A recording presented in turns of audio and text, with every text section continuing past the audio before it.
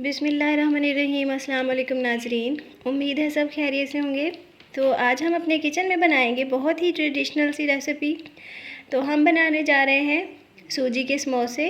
तो हमारे एरिया में इनको सूजी के लड्डू भी कहते हैं। तो आप भी कमेंट में बताइएगा कि आपके एरिया में इस रेसिपी को क्या नाम दिया जाता है।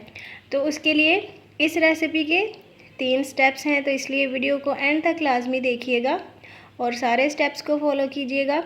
सबसे पहले स्टेप में मैंने 2 कप मैदा लिया है और उसमें मैंने ऐड किया है 1 टेबल स्पून ऑयल। तो इसको अच्छे से मिक्स करेंगे।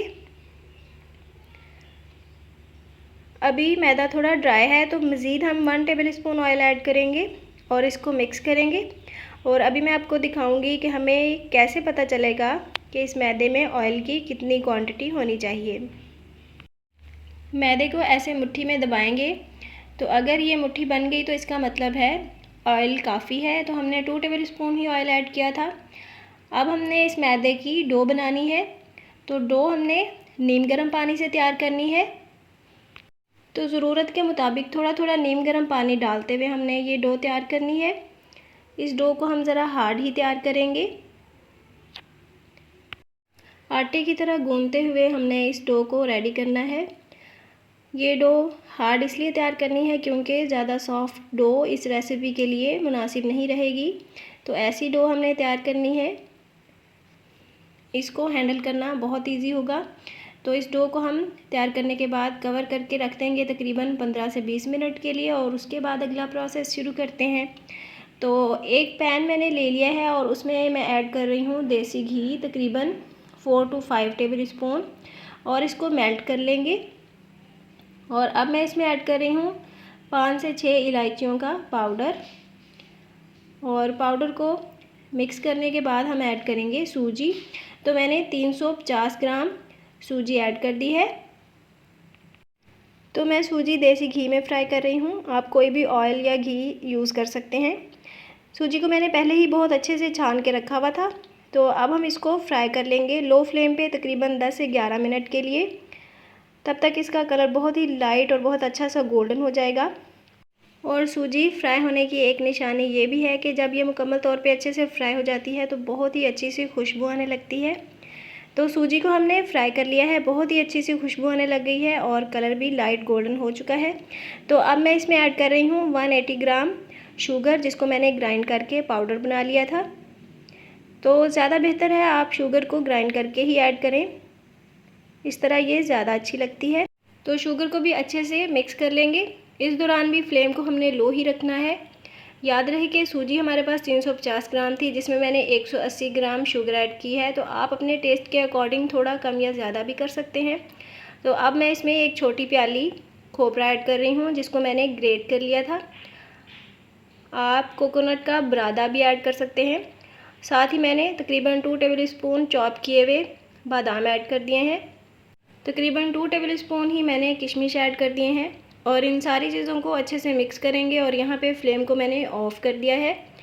और इन सारी चीज़ों को मिक्स करने के बाद ये सूजी तैयार है। इसको साइड पे रखेंगे ताकि ये कुछ देर ठंडी हो सके। तो 2 स्टेप्स हमारे कंप्लीट हो चुके हैं। सूजी भी तैयार है और हमारी बहुत ही अच्छी सी डो भी। और अब हमने स्टार्ट करना है तीसरा स्टेप। तो उसके लिए मैंने थोड़ा सा मैदा ले लिया है और साथ ही थोड़ा सा पानी भी। तो हमने जो डो तैयार की थी उसमें से मैंने थोड़ी सी डो ली है, तकरीबन 1 लेमन के साइज़ के बराबर, और उसका मैंने पेड़ा तैयार कर लिया है। पेड़े के ऊपर थोड़ा सा मैदा लगाते हुए इसको छोटी सी रोटी में कन्वर्ट कर लेंगे। ये स्टेप आप ऑयल से भी कर सकते हैं, लेकिन मैदे से टाइम की काफ़ी बचत हो जाती है और हम जल्दी जल्दी ये छोटी छोटी सी रोटियां तैयार कर सकते हैं। तो हमने ये छोटी सी एक रोटी तैयार कर ली है। इसका साइज़ इतना ही बेहतर रहता है। तो इसमें तकरीबन 1 टेबल स्पून या उससे थोड़ा सा ज़्यादा सूजी वाला मिक्सचर ऐड करेंगे। और उसकी साइडों पे हमने थोड़ा थोड़ा बहुत ही हल्का सा पानी लगाना है और उसको ऐसे बंद कर लेंगे। इसको ज़रा दबाते हुए सेट करें ताकि ये बाद में फ्राइंग के दौरान खुले नहीं। सूजी के समोसे को बंद करने के बाद मैं इसकी थोड़ी सी डिज़ाइनिंग आपको सिखाऊंगी।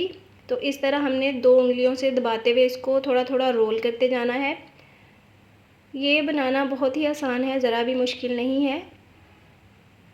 तो इस तरह हमने इसको तैयार कर लेना है। ये देखने में बहुत ही खूबसूरत लगता है और ये समोसे बहुत ही मज़ेदार बन के तैयार होते हैं, बहुत ही क्रिस्पी बनते हैं।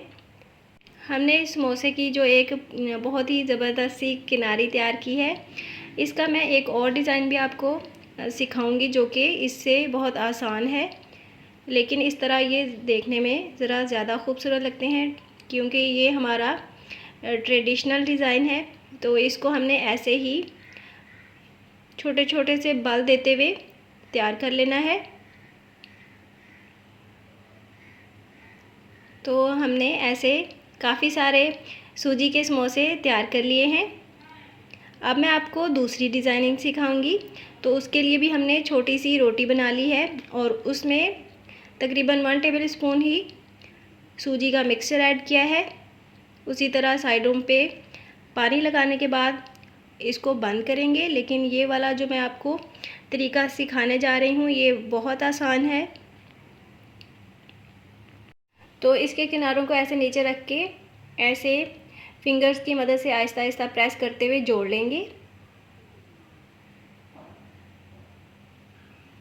इसको ज़रा अच्छे से प्रेस करना है ताकि ये बाद में खुल ना सके। और अब हम इसकी डिज़ाइनिंग करेंगे। तो उसके लिए हमने एक कांटा ले लिया है। तो कांटे की मदद से हमने इस तरह इसको हल्का हल्का सा दबाते हुए एक बहुत अच्छी सी किनारी तैयार कर लेनी है।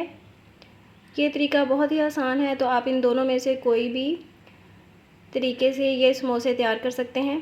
तो सारे सूजी के समोसे मैंने रेडी कर लिए हैं और ऑयल को मैंने बहुत ही मीडियम सा गर्म किया है, ज़्यादा गर्म नहीं किया।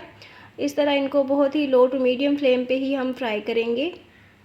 ये समोसे फ्राई करने के बाद इनको हम तकरीबन 1 महीने के लिए एयर टाइट कंटेनर में सेव भी कर सकते हैं। तो इसलिए इनको बहुत हल्की सी आंच पे हमने फ्राई करना है। इस तरह ये बहुत क्रिस्प बन के तैयार होते हैं। अगर हम इनको हाई फ्लेम पे तैयार करेंगे तो बाद में ये जो इसका ऊपर वाला पापड़ है वो बहुत सॉफ्ट सा हो जाता है, जो कि खाने में बिल्कुल भी अच्छा नहीं लगता। तो अगर आप इनको लो फ्लेम पे ही फ्राई करेंगे तो ये 1 महीने तक बहुत ही क्रिस्प रहेंगे।